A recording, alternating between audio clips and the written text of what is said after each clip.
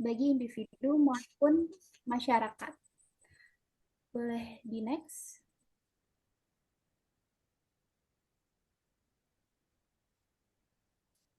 Contohnya seperti yang sudah tertulis dalam Al-Quran Surat An-Nisa ayat 34 dan 36. Disebutkan bahwa kaum laki-laki itu adalah pemimpin bagi kaum wanita, oleh karena Allah telah melebihkan sebahagiaan mereka, laki-laki, atas sebahagian yang lain wanita, dan karena mereka laki-laki telah menafkahkan sebagian dari harta mereka. Sebab itu, maka wanita yang soleh ialah yang taat kepada Allah, lagi memelihara diri ketika suaminya tidak ada. Oleh karena Allah telah memelihara mereka. Wanita-wanita yang kamu khawatir nuyuznya, maka nasihatilah mereka dan pisahkanlah mereka di tempat tidur mereka dan pukullah mereka. Kemudian jika mereka mentaatimu, maka janganlah kamu mencari-cari jalan untuk menyusahkannya. Sesungguhnya Allah Maha Tinggi lagi Maha Besar. An-Nisa ayat 34. Dan sembahlah Allah dan janganlah menyekutukannya dengan sesuatu dan berbuat baiklah kepada kedua ibu dan ibu bapak. Surat An-Nisa ayat 36. Boleh di next. Seperti yang sudah tertulis dalam Al-Quran Surat An-Nisa ayat 34 dan 36, menunjukkan peran suami, istri, serta kewajiban terhadap orang tua. Islam menekankan pentingnya memahami tanggung jawab dalam keluarga agar tercipta kehidupan yang harmonis dan diridhoi Allah. Allah telah mengatur pembinaan keluarga secara lengkap dalam Al-Quran, yaitu meliputi ada makna dan hakikat keluarga Islam, rukun dan syarat pernikahan, tuntunan hidup berkeluarga, konsep talak dan rujuk, pembinaan anak dalam Islam, serta hak dan kewajiban orang tua dan anak. Boleh di next.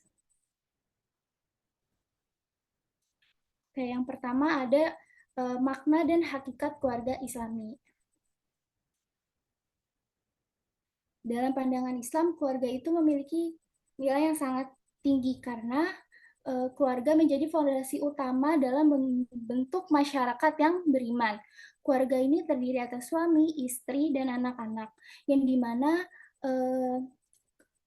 keluarga merupakan madrasah pertama bagi anak dalam membina keimanan dan akhlak untuk generasi penerus.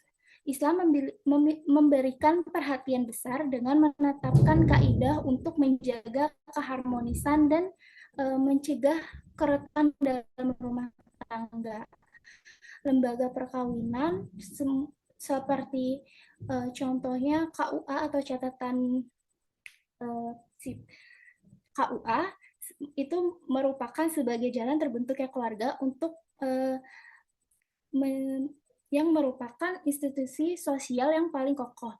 Meskipun definisi dan fungsi keluarga dapat berbeda-beda tergantung dengan adat istiadat, keluarga sendiri perannya sebagai elemen dasar pembentukan masyarakat yang tidak akan tergantikan. Boleh di next.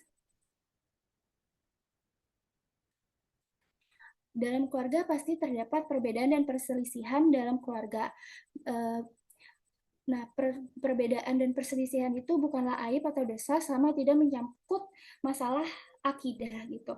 Saling memahami merupakan kunci utama dalam membina keluarga yang sakinah, mawaddah, dan warohmah. Jadi, saling memahami dan komunikasi yang baik itu merupakan kunci untuk membina keluarga yang harmonis. Apabila antara pasangan tidak memiliki pasangan atau dalam keluarga tidak memiliki sikap saling memahami dan komunikasi yang baik, maka tidak akan tercipta keluarga yang harmonis. Seperti itu. Boleh di next.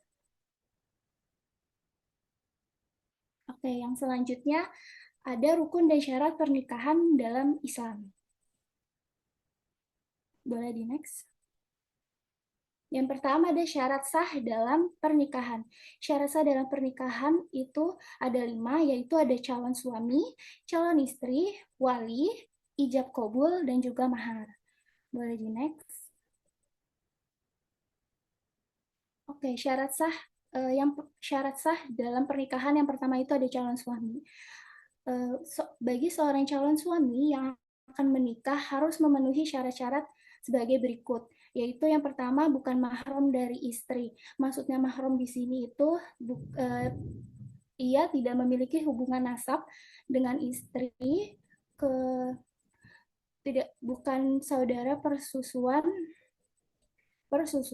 Yang kedua, tidak terpaksa atas kemauan sendiri. Yang ketiga, jelas orangnya. Maksud jelas orangnya adalah bukan orang yang menyerupai laki-laki gitu atau bukan transgender. Jadi dalam kodratnya beliau harus laki-laki seperti itu. Yang terakhir, tidak sedang haji, tidak sedang ihram haji.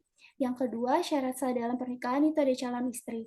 Nah, bagi calon istri yang akan menikah juga harus memenuhi syarat kurang lebih sama seperti calon suami. Yang pertama itu tidak bersuami, yang kedua bukan mahram, sama seperti laki-laki dia tidak memiliki hubungan nasab, bukan juga dari saudara persusuan. Yang ketiga, tidak dalam masa idah. Masa idah itu ialah masa tunggu bagi seorang wanita muslim ketika ia bercerai dengan suaminya atau ditinggal wafat oleh suaminya.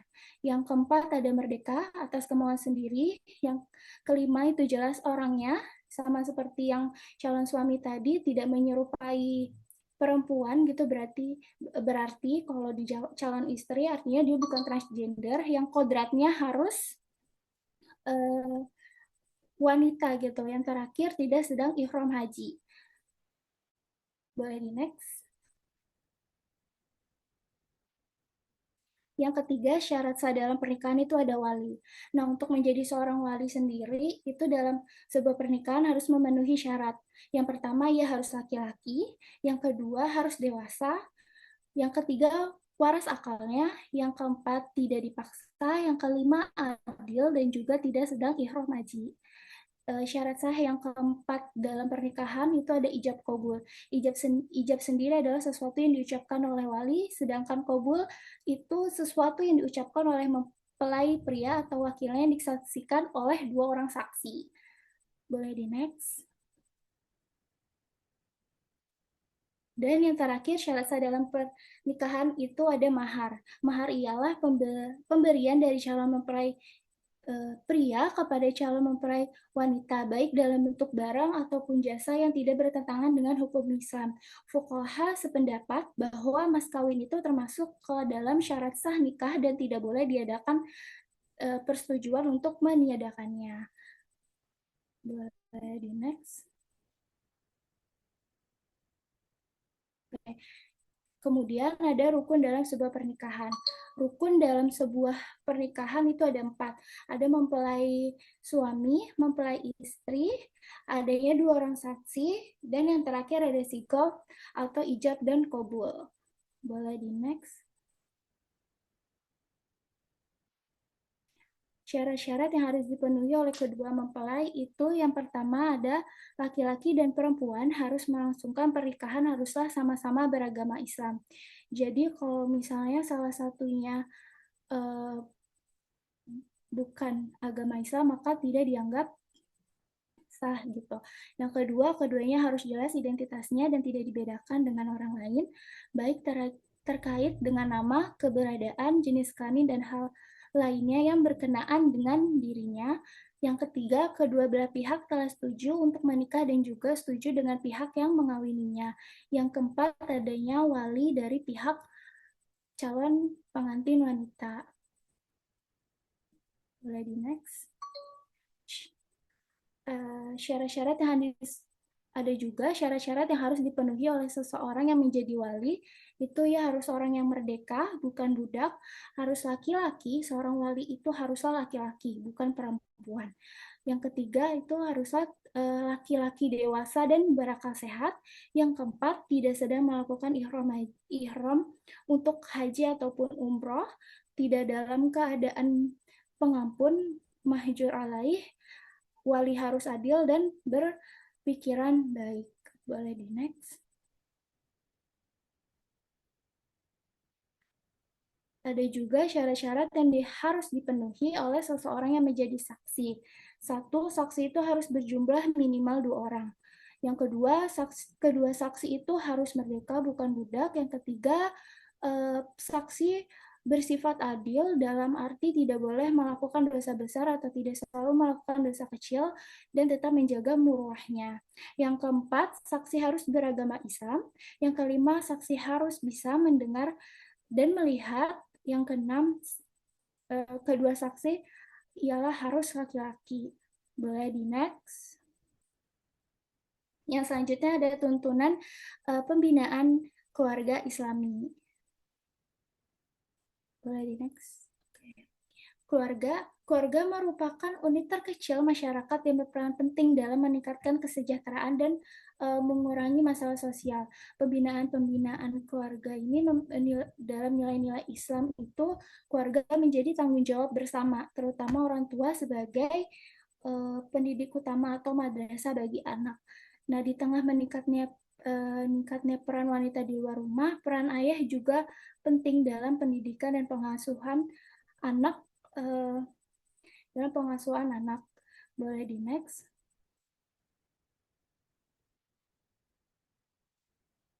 Adapun upaya dalam membangun pembinaan keluarga. Yang pertama, membina dan memupuk komunikasi di dalam keluarga. Jadi, untuk membangun keluarga yang harmonis, perlulah komunikasi yang baik gitu. Yang kedua, membina hubungan akrab antara suami dan istri memerlukan tekad baik dan derajat toleransi yang tinggi untuk mengatasi macam-macam masalah. Jadi antara suami dan istri ini harus saling memahami dan memiliki toleransi yang tinggi agar menciptakan keluarga yang harmonis seperti itu. Boleh di next. Sekian dari saya kembalikan ke moderator. Terima kasih. Baik, terima kasih Delia. Untuk materi selanjutnya itu akan saya jelaskan sendiri. Jadi, selanjutnya itu kita akan membahas konsep talak dan rujuk menurut syariat Islam. Jadi yang pertama, untuk pengertian talak dan rujuk sendiri itu, secara bahasa, talak berarti melepaskan ikatan, atau dengan kata lainnya, suami itu memutus hubungan pernikahan dengan istrinya, atau bahasa Indonesia itu cerai, sesuai dengan aturan agama Islam. Nah, meski demikian, Islam juga memperbolehkan adanya rujuk setelah suami menjatuhkan talak pada istrinya, tapi tetap dengan beberapa catatan. Catatannya itu adalah kita masuk ke pengertiannya rujuk dulu. Jadi rujuk itu sendiri adalah bersatunya kembali sepasang suami dan istri dalam ikatan pernikahan setelah terjadinya talak raj'i. Talak raj'i itu di antara talak satu dan talak dua. Dan sebelum habis masa iddah. Masa iddah itu masa saat istri menunggu setelah diceraikan oleh suami. Jadi catatan untuk rujuk itu tadi terjadi talak raj'i dan sebelum habis masa iddah. Nah, jika seseorang suami memutuskan untuk rujuk dengan istrinya, keduanya nggak perlu melangsungkan akad nikah lagi. Karena akad nikah yang keduanya yang dimiliki oleh keduanya itu belum sepenuhnya putus. Lalu yang kedua ada hukum talak dalam Islam. Jadi di sini ada 3 hukum talak dalam Islam. Yang pertama ada hukum talak itu akan menjadi wajib. Ini tuh terjadi jika suami istri itu udah nggak bisa akur lagi. Dan pihak penengah atau biasanya hakim itu menilai bahwa nggak ada harapan mereka untuk bisa bersatu kembali atau rukun lagi. Eh, jadi, dalam kondisi ini penceraian itu dianggap sebagai solusi terbaik. Lalu yang kedua, ada hukum dari talak itu menjadi haram. Ini tuh terjadi ketika suami itu menceraikan istri tanpa alasan yang jelas, hanya karena emosi atau ingin menyakiti. Dan itu dilarang. Karena perbuatan itu justru bisa merugikan kedua belah pihak dan nggak membawa manfaat apa-apa. Nah, yang ketiga atau yang terakhir itu ada hukum talak menjadi sunnah.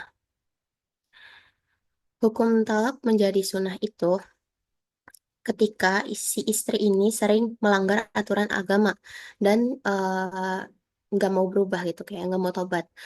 Padahal suaminya ini tuh udah berusaha untuk memperbaiki eh, memperbaiki sikap istrinya ini. Tapi tapi tetap bahasa itu bebel gitu ya. Jadi makanya talak ini tuh dianjurkan. Tujuannya apa? Tujuannya supaya kehidupan rumah tangga tetap tenang dan tidak merusak iman si suaminya ini. Lalu ada rukun talak dalam Islam.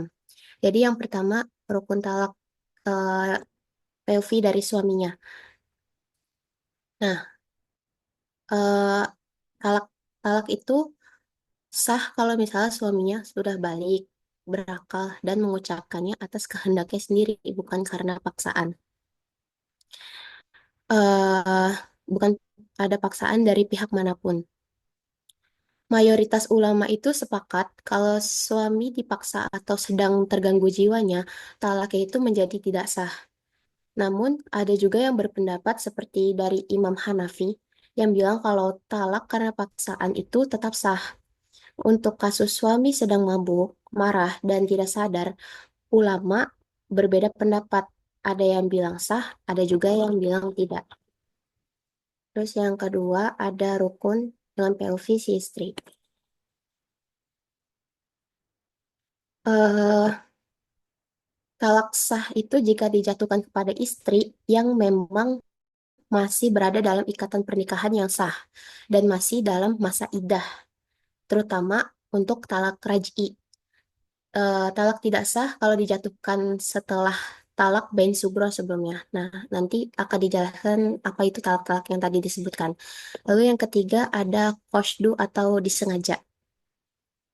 eh Talak sah hanya kalau benar-benar diniatkan untuk menceraikan atau diceraikan. Kalau hanya cuma bercanda, main-main, atau tanpa maksud yang jelas untuk talak, ya maka itu dihitung tidak sah seperti itu. Nah, di sini masuk ke macam-macam talak. Jadi macam-macam talak itu eh, memiliki beberapa jenis, tergantung dari beberapa sudut pandang. Jadi yang pertama itu ada talak yang ditinjau dari segi jumlah. Ada tiga, dibagi menjadi tiga bagian lagi. Yang pertama ada talak satu. Talak satu ini talak yang apa pertama kali dijatuhkan suami kepada istri untuk pada saat proses penceraian itu dan emang hanya sekali. Terus yang kedua ada talak dua.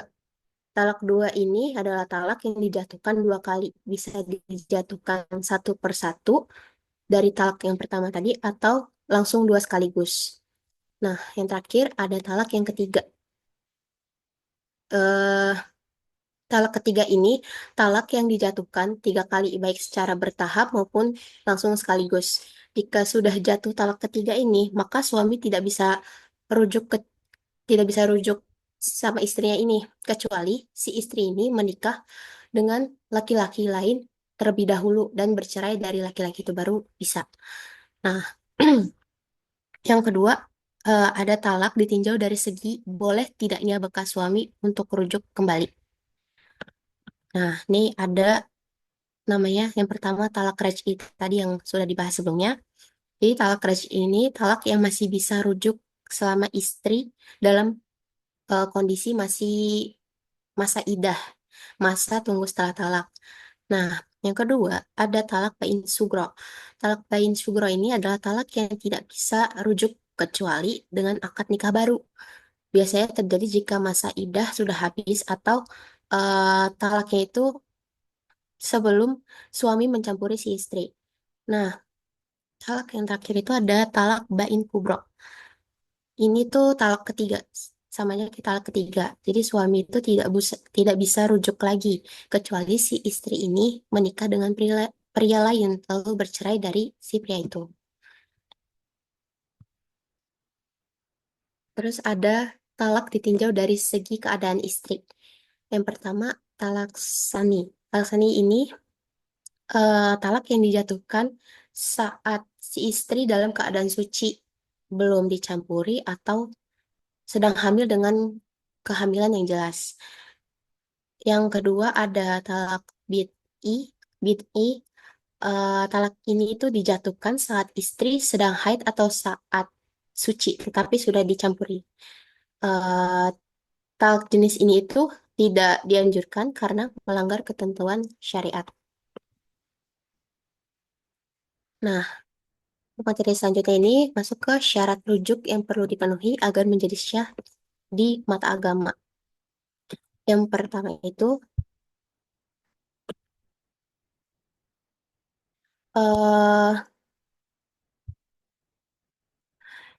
syarat rujuk dari sisi istri adalah istri yang telah ditalak pernah melakukan hubungan seksual dengan sang suami.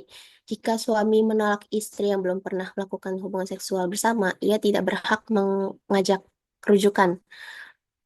Hal ini juga udah disepakati oleh para ulama. Terus yang kedua, suami mengajak rujuk dengan kemauan sendiri itu tidak boleh karena itu termasuk ke dalam paksaan atau tekanan kepada si istrinya.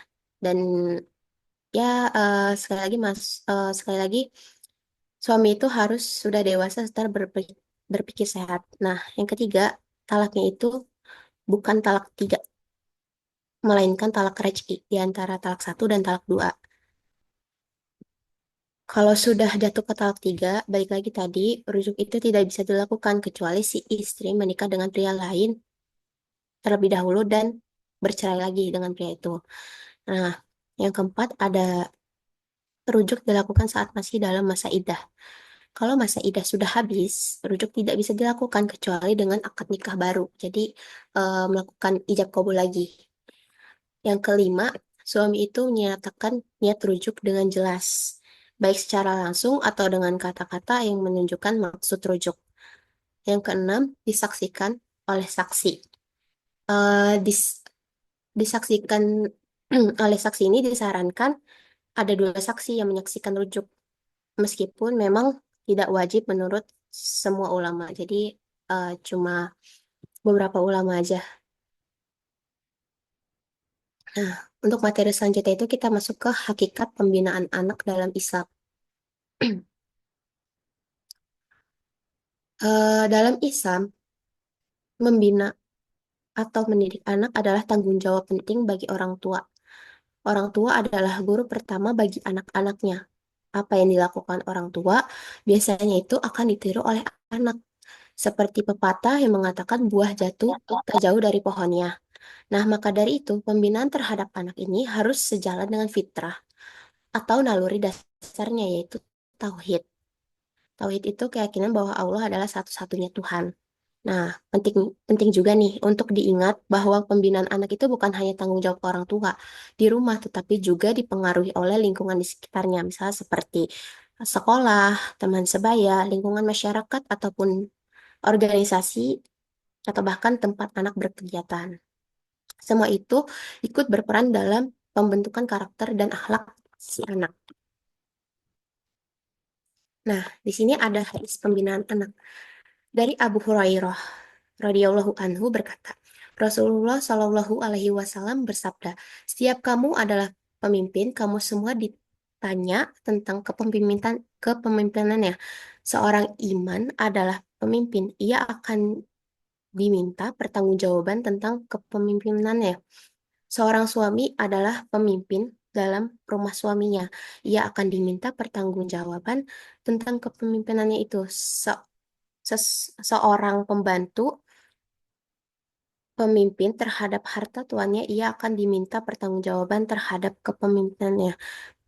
Jadi kamu semua adalah pemimpin dan kamu akan diminta pertanggungjawaban tentang kepemimpinannya. Hadis riwayat Muslim. Jadi melalui hadis ini kita tahu bahwa pembinaan anak merupakan kewajiban yang nantinya akan diminta pertanggungjawabannya kelak. Oleh karena itu, dalam membina seorang anak agar menjadi pribadi yang soleh ataupun solehat, hingga ia dewasa nantinya, orang tua perlu mendidik anak agar mereka bisa memahami pembelajaran di dalam hidupnya. Nah, di sini ada metode pembinaan anak. Yang pertama ada metode suri tauladan. Jadi dalam metode suri tauladan ini, anak belajar paling efektif melalui contoh langsung. Jika orang tua misalnya bersikap baik dan terpuji, maka anak akan menirunya. Sebaliknya, jika orang tua memberi contoh buruk, anak juga bisa menirunya. Maka orang tua harus menjadi contoh yang baik bagi anaknya. Misal contohnya itu orang tua nih, orang tua itu selalu melakukan sholat tepat waktu di rumahnya, di depan anaknya itu. Maka anak yang melihat ini, anak yang melihat apa namanya kegiatan orang tuanya ini, setiap hari akan terdorong untuk ikut sholat tepat waktu juga. Terus yang kedua ada metode ceramah. Metode ceramah itu orang tua bisa menjelaskan ajaran agama, perilaku baik dan larangan agama kepada anak.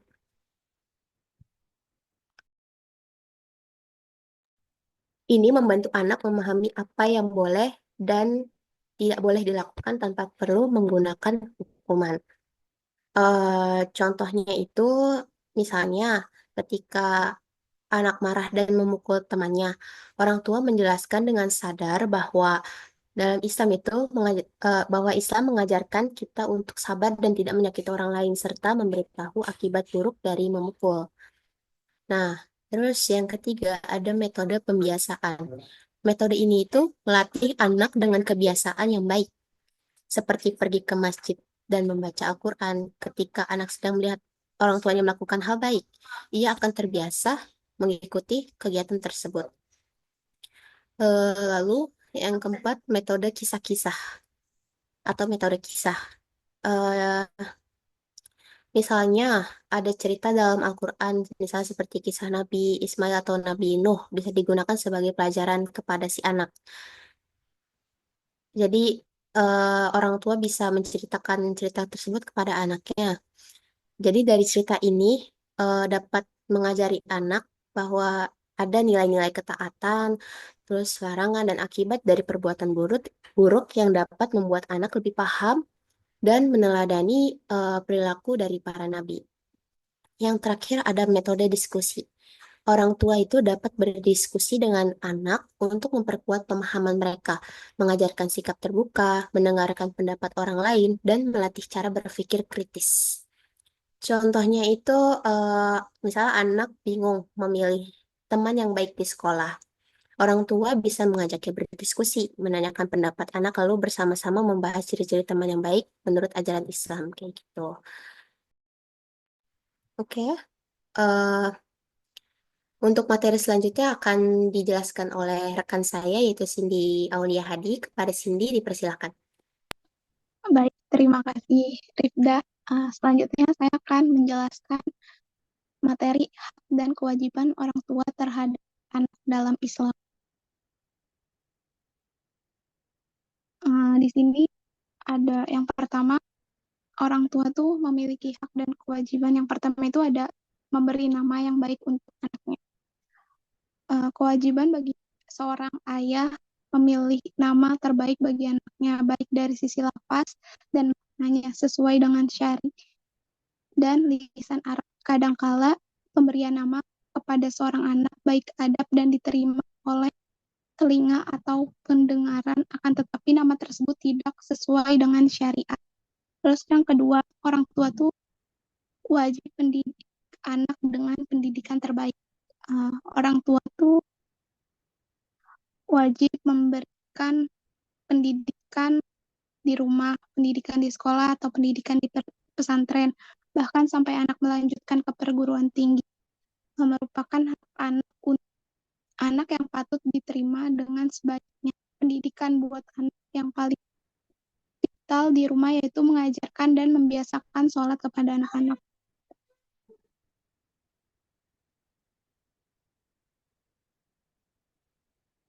Lalu yang ketiga yaitu mengajarkan keahlian dan ketangkasan. Seperti keahlian membaca dan menulis dalam konteks sekarang, mungkin anak diajarkan menguasai komputer, bahasa asing, dan lain-lain. Ketangkasan dan keberanian dapat diajarkan melalui latihan berenang dan memanah maupun olahraga lainnya.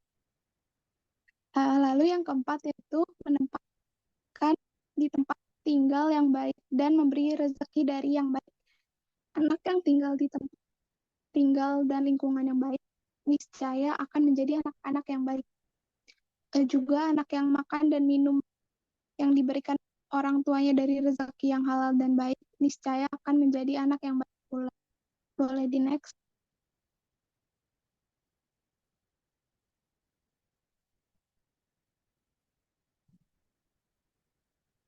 Lalu yang terakhir yaitu menikahkan anak saat sudah cukup umur. Nah, sebenarnya tanggung jawab untuk mencari dan menikahkan seorang anak perempuan ada di tangan orang tua dan walinya secara khusus dan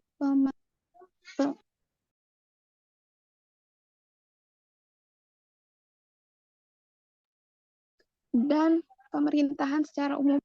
Bila kita lihat Quran surat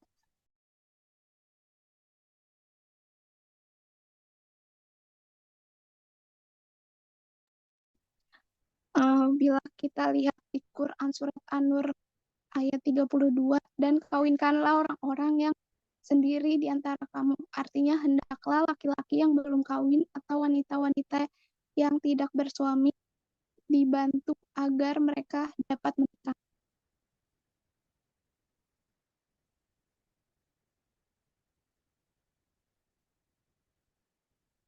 Lalu yaitu ada hak dan kewajiban anak terhadap orang tua dalam Islam.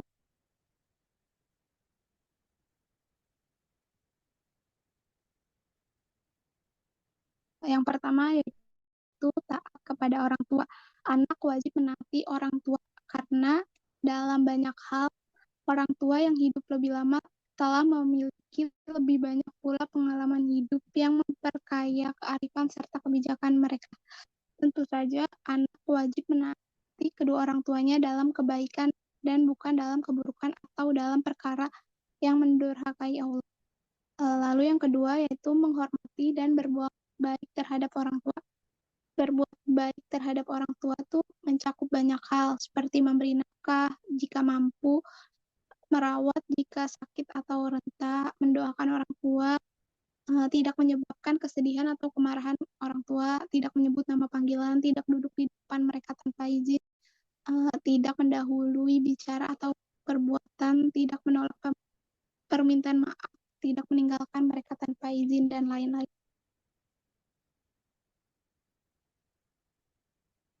Lalu yang ketiga yaitu menjaga hak-hak saudara-saudara dari ayah atau ibu. Anak juga memiliki kewajiban menjaga hak-hak saudara dari ayah atau ibunya, baik dari satu pihak maupun dari kedua pihak. Hal ini termasuk menjaga silaturahmi dengan mereka, memberi bantuan jika dibutuhkan, mengunjungi jika sakit atau meninggal, dan lain-lain. Lalu yang keempat yaitu menjaga nama baik orang tua. Anak juga berkewajiban menjaga nama baik orang tua di hadapan orang lain. Hal ini termasuk tidak mengumbar aib atau kesalahan mereka, tidak mencela atau menghina mereka, tidak menyalahkan atau menyesali mereka.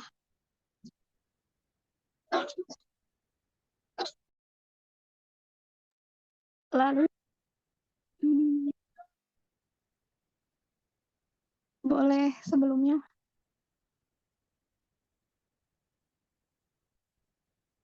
Lalu yang kelima yaitu menyayangi dan menghormati keluarga orang tua.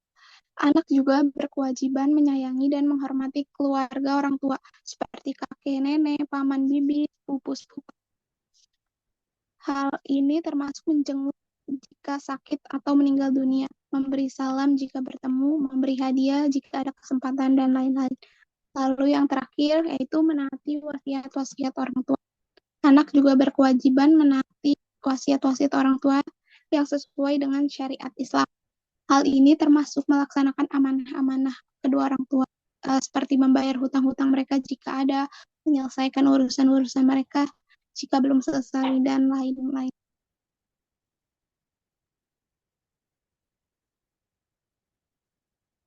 Lalu ada kesimpulan dari materi awal hingga akhir, yaitu keluarga dalam Islam berfungsi sebagai fondasi utama dalam membentuk masyarakat yang beriman, di mana suami dan istri memiliki tanggung jawab untuk menciptakan kehidupan yang harmonis.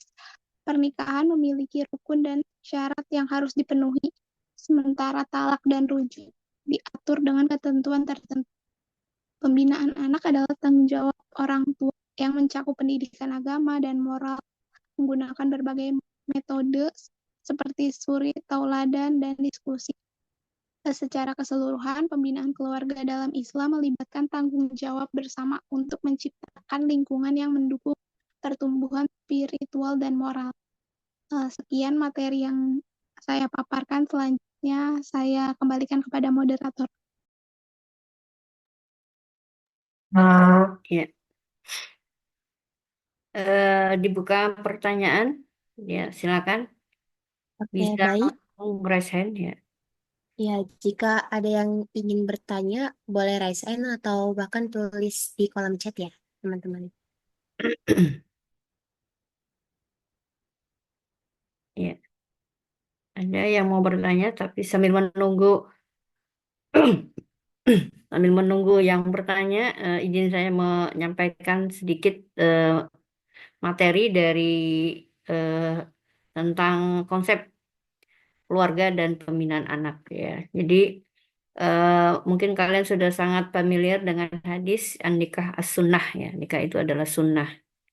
Dan apa sih kenapa kalau mau dianggap atau di apa namanya dikatakan sebagai umatku maka menikahlah gitu ya. Jadi nikah itu eh, untuk saat ini di beberapa negara memang banyak sekali menganggap bahwa pernikahan itu tidak punya makna apa-apa. Tapi dalam Islam itu nikah itu punya nilai ibadah sepanjang hayat. Ya, jadi ketika sebelum menikah itu antara ketika kalian menganggap punya teman dekat itu belum bernilai apa-apa gitu. Tapi ketika kalian menikah itu adalah ibadah sepanjang hayat. Begitu kalian menjamu apa namanya, contoh istri memberikan minuman kepada suami itu adalah ibadah. Itu isinya pahala. Begitu juga suami ketika berniat melakukan mencari nafkah itu juga mendapat pahala. Jadi Islam itu sangat menggarisbawahi bahwa dengan pernikahan itu punya tujuan yang sangat luar biasa. Bisa menjadi sumber untuk apa pengembangan apa namanya pengembangbiakan manusia gitu. Karena di beberapa negara juga akibat tidak ada pernikahan akhirnya kekurangan sumber daya manusia. Ya, seperti di negara Jepang itu banyak sekali yang tidak mau menikah dan tidak mau punya anak, akhirnya kekurangan orang ya. Jadi Islam itu agama yang sangat rasional sekali. Jadi selama ini kita mungkin punya pemahaman bahwa nikah itu adalah hanya untuk melampiaskan apa namanya hubungan seksual saja. Tapi sebenarnya di balik itu ada hal yang sangat luar biasa sekali ya. Jadi ketika kita benar-benar mau menikah, belajarlah tentang Islam. Jadi kalau nanti kita melihat suami atau istri kita punya kekurangan, pastinya kita itu semua berkomitmen kembali kepada tujuan kita itu mau menikah apa. Jadi pastinya antara suami dan istri itu pasti sama-sama punya kekurangan.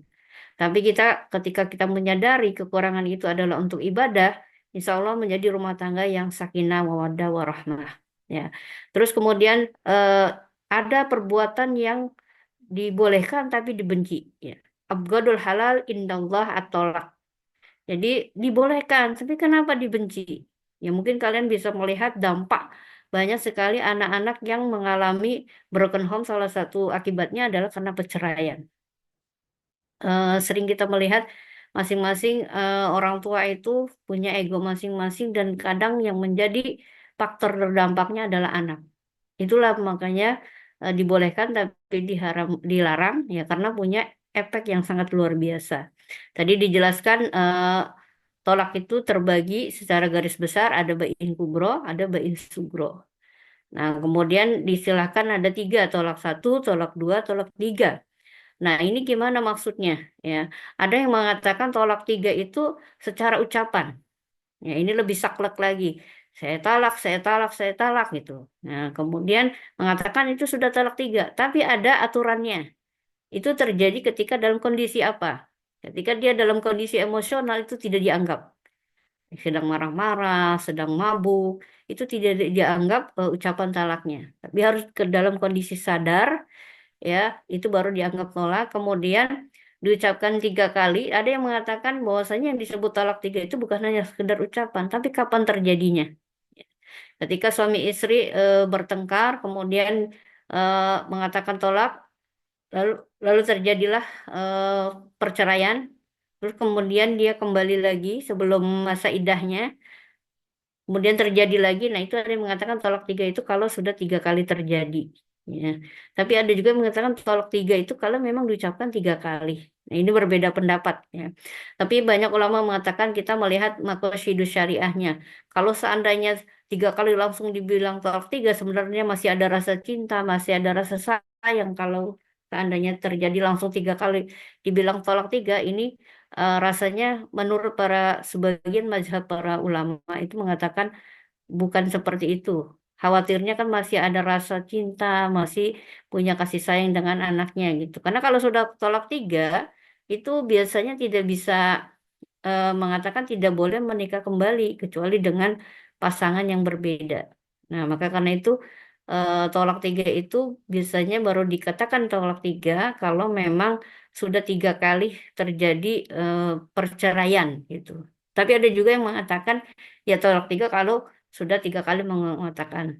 Tapi sebaiknya sih kalau langsung dikatakan 3 kali, wah ini banyak sekali orang apa namanya terjadi inflasi perceraian gitu ya.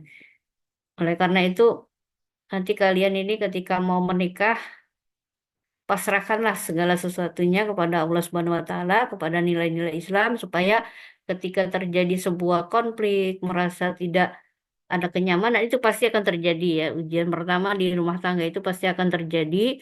Nah, kita akan kembali sama-sama berpasrah diri kepada apa yang telah diajarkan dalam ajaran agama kita dan yang telah dicontohkan Nabi kita Muhammad SAW. Jadi berkomitmenlah bahwa pernikahan itu sebenarnya sejatinya untuk ibadah, bukanlah untuk dalam rangka kita menggugurkan identitas kita, ya, dalam rangka kita memenuhkan nafsu biologis kita, tapi kita alihkan tujuan kita adalah semata-mata untuk ibadah kepada Allah Subhanahu wa taala.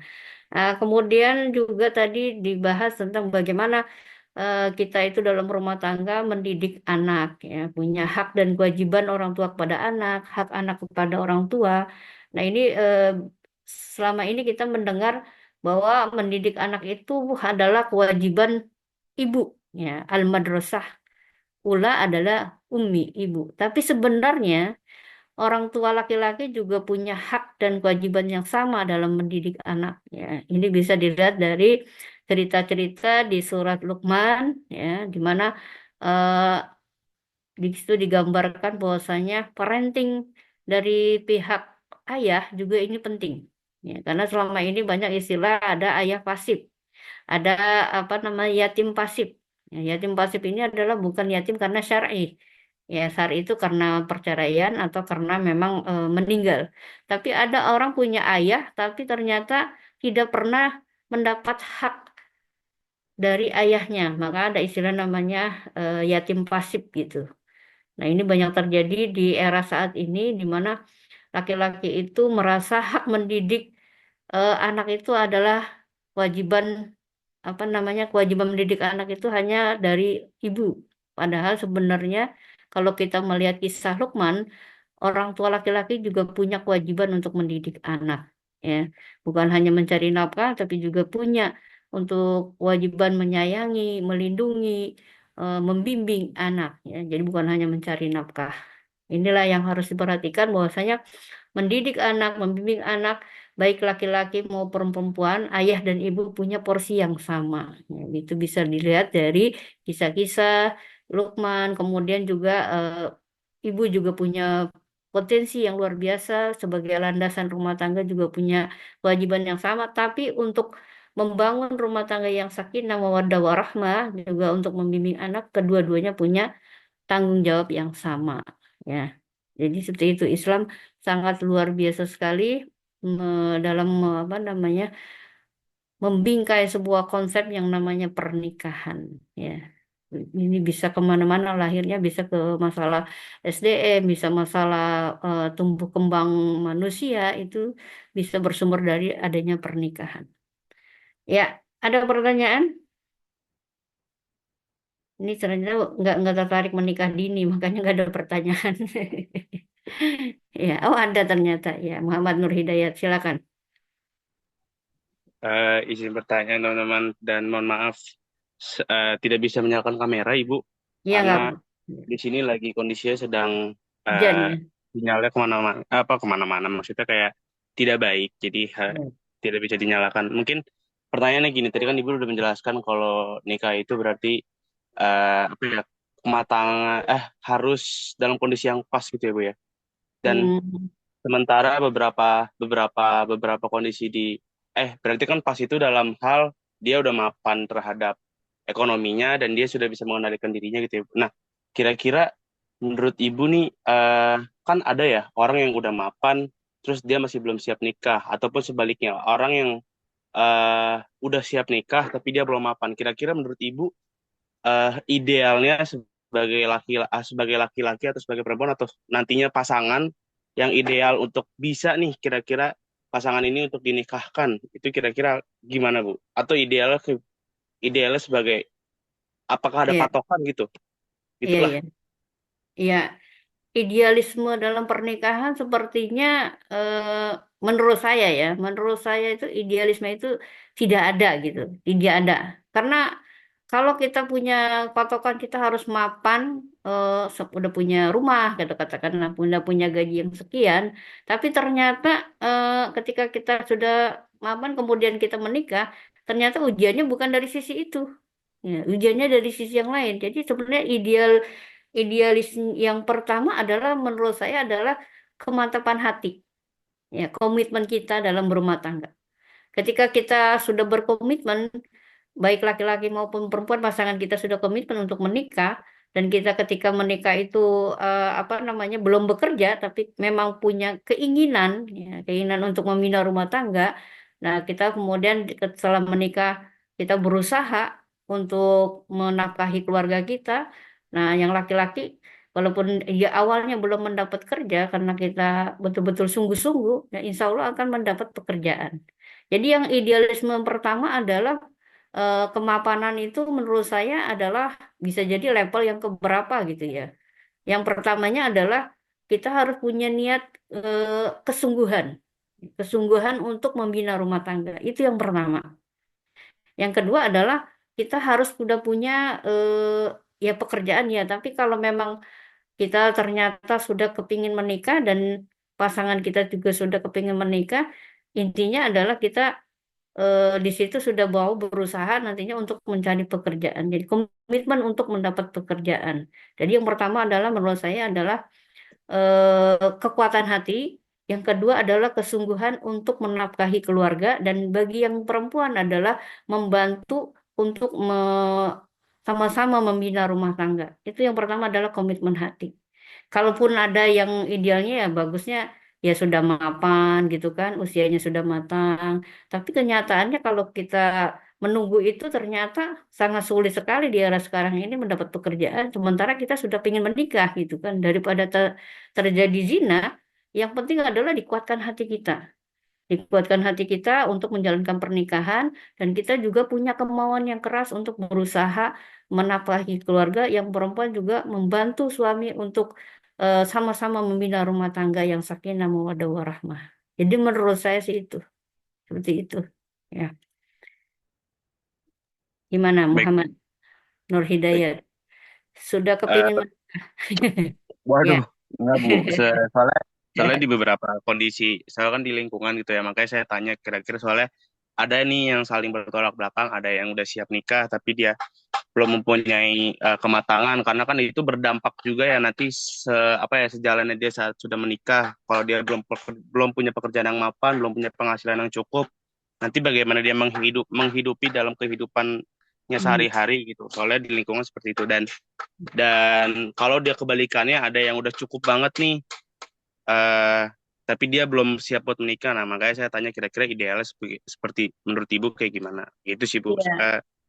Iya, kalau saya punya anak ya, saya belum lama menikahkan anak saya itu usianya 26 tahun. Jadi sebenarnya pernikahan itu sebenarnya bagusnya kita sudah punya pekerjaan gitu, bagusnya sudah punya pekerjaan, kemudian juga sudah apa namanya dari sisi umur juga sudah siap gitu, tapi kenyataannya kita sudah usia sekian gitu, tapi belum pengen menikah, tapi belum sampai situ. Nah, kita bisa prioritaskan hal yang utama adalah menurut saya ketika kondisi kita belum mendapatkan hal yang umpamanya pengen mencapai kemapanan, tapi kita sudah menikah, yang pertama menurut saya adalah kemauan hati komitmen untuk menikah gitu. Itu yang pertama. Daripada kita sudah mapan tapi ternyata juga kita merasa belum siap-siap dan ketika nanti menikah tanpa ada komitmen ya, komitmen untuk menikah dan sama-sama ingin membina rumah tangga.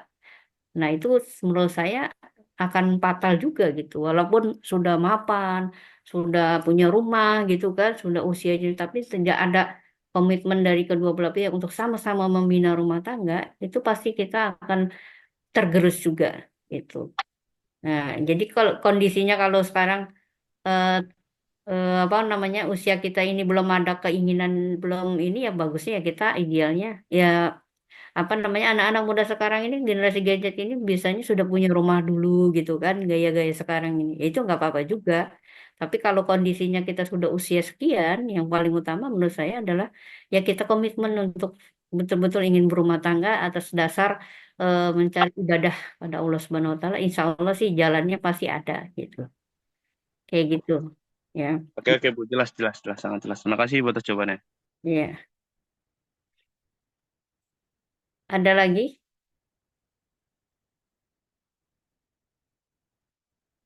ya nggak ada yang ingin masalah pernikahan ini. Ya, karena masih semester berapa kalian semester 4 ya? Semester 2. Iya. Tapi kalau tidak ada pertanyaan lagi mungkin kita sudahi ya di materi ini ya. Terima kasih pemakala, terima kasih juga teman-teman yang sudah membaca Al-Qur'an. Kita sudahi dengan membaca Kafaratul Majlis, doa Kafaratul Masjid dipimpin oleh Mas Muhammad Nur Hidayat. Ya, silakan.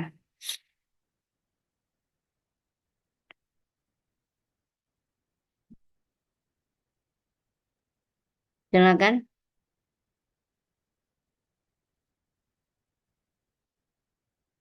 Eh, Mas Muhammad Nur Hidayat. Ya, doa Kafaratul Majlis. Tes, tes. Oh, Ya. dari tadi saya ngomong belum di-unmute. Oke, bismillah. Mari teman-teman kita doa kafaratul majelis. Bismillahirrahmanirrahim. Subhanallah wa bihamdika asyhadu an la ilaha illa anta astaghfiruka wa atubu ilaik. Iya, amin amin ya rabbal alamin. Mari sama-sama kita tutup juga dengan membaca Alhamdulillahi rabbil alamin. Wassalamualaikum warahmatullahi wabarakatuh. Mohon izin dari Zoom ya. Ya. Waalaikumsalam. Terima kasih, Bu. Waalaikumsalam. Ya, Terima kasih, Bu. ya, Terima kasih, Bu. ya.